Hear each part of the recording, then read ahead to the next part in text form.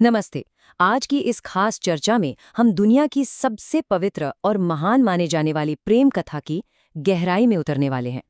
ये सिर्फ कोई पुरानी पौराणिक कहानी नहीं है, बल्कि इसके पीछे एक बहुत ही गहरा दर्शन है, एक पूरी फिलॉसफी है।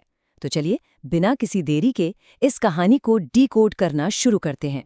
वृंदावन की हरियाली, यमुना का शांत किनारा और मधुर बांसुरी की धुन, जरा इस माहौल की कल्पना करते हैं। क्या वो शांति और वो जादू महसूस हो रहा है? ये कोई आम जगह का जिक्र नहीं है, बल्कि ये वो एहसास है, वो पवित्र जमीन है जहां इस अमर प्रेम ने जन्म लिया था। ये स्रोत हमें सीधा उसी दुनिया में ले जाता है जहां से ये सब शुरू हुआ। तो हमारा पहला भाग है वृंदावन के नटखट कृष्ण। स्रोत सामग्री सबसे पहले कृष्ण के बचपन पर रोशनी डालती है। हम सबने सुना है ना कि वो कितने चंचल और नटखट थे। पूरे वृंदावन की आंखों के तारे थे। गोपियों के साथ वो माखन की चोरी हो या फिर अपनी बांसुरी की धुन से सबका मन मोह लेना, ये सब उनकी खास बातें थीं। लेकिन इन सबके बीच उनके दिल में एक सबसे खास जगह थी, और वो जगह थी राधा रानी के लिए। अब आते हैं दूसरे भाग पर, राधा और आध्यात्मिक जुड़ाव। यहाँ स्रोत से एक बहुत ही दिलचस्प बात सामने आती है जो शायद हर किसी को ना पता हो। राधा रानी उम्र में कृष्ण से बड़ी थीं, लेकिन उनका जो प्रेम था ना, वो दुनिया के किसी भी नियम या सांसारिक बंधन से एकदम परे था। जैसे ही कृष्ण अपनी बांसुरी बजाते, राधा जी बिना कुछ सोचे समझे बस उस धुन की तरफ खींची चली आती थी। खैर, ये कोई ऐसा आकर्षण नहीं था जिसे शब्दों में बांधा जा सके। ये पूरी तरह से आत्मा का संबंध था, एक ऐसा कनेक्शन जिसे समझाने के लिए किसी भाषा की जरूरत ही नहीं थी। और फिर आता है हमारा तीसरा पड़ाव, यमुना किनारे का संवाद। बचपन की उन चंचल बातों से थोड़ा आगे बढ़ते हैं और उस ऐतिहासिक और दार्शनिक पल को महसूस करते हैं जो यमुना के किनारे हुआ। एक दिन कृष्ण ने राधा से कहा, राधे, हमारा प्रेम इस संसार से परे है। यह शरीर नहीं, आत्मा का मिलन है। ये सोचने वाली बात है कि ये लाइन कितनी गहरी है। ये इस पूरी कथा को किसी भी शारीरिक आकर्षण से बहुत ऊपर उठाकर एक शाश्वत, कभी ना खत्म होने वाले सत्य की तरफ ले जाती है।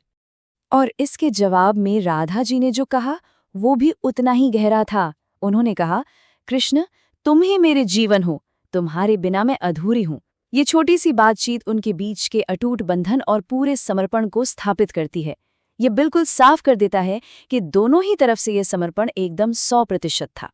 कहानी में आगे बढ़ते हैं भाग 4 की तरफ, मथुरा प्रस्थान और विरह। वक्त के साथ इस कहानी में एक बहुत बड़ा मोड़ आया, वो पल जब कृष्ण को मथुरा जाना पड़ा। एक तरफ तो ये बहुत बड़ी शारीरिक दूरी थी, कृष्ण मथुरा चले गए, वहां जाकर राजा बन गए और राधा जी वृंदावन में ही रह गईं। लेकिन दूसरी तरफ उनका वो अटूट आध्यात्मिक मिलन था जो कभी नहीं टूटा। राजा बनने के बाद भी कृष्ण के मन में हमेशा राधा रानी ही बसी रहीं, और राधा जी ने अपना पूरा का पूरा जीवन सिर्फ कृष्ण के प्रेम में गुजार दिया। इसे ही विरह कहते हैं। शारीरिक तौर पर भले ही वो अलग हो गए, लेकिन उनका प्यार वो कभी खत्म नहीं हुआ। और यही हमें ले जाता है हमारे अंतिम भाग पर, समय से परे प्रेम। तो इस पूरी पौराणिक यात्रा से हमने क्या सीखा? इसका सबसे बड़ा सार यही है कि सच्चा प्रेम कभी खत्म नहीं होता। राधा और कृष्ण का प्रेम असल में आत्मा का प्रेम है, एक ऐसा प्रेम जो समय, दूरी और हर तरह की परिस्थितियों से बिल्कुल परे है। ये कहानी इस बात का सबसे बड़ा सबूत है कि जो सच्चा संबंध होता है ना, वो किन्हीं भी भौतिक सीमाओं का मोहताज नहीं होता। और अंत में एक ऐसा सवाल जिसे छोड़कर हम इस चर्चा को विराम देंगे, क्या सच्चे प्रेम को हमेशा जिंदा रहने के लिए सच में शारीरिक मौजूदगी की जरूरत होती है? इस पूरी यात्रा को समझने के बाद ये एक ऐसा प्रश्न है जो आत्मा की गहराई और समर्पण की असली ताकत के बारे में सोचने पर मजबूर कर देता है। इस पर जरूर विचार करना चाहिए।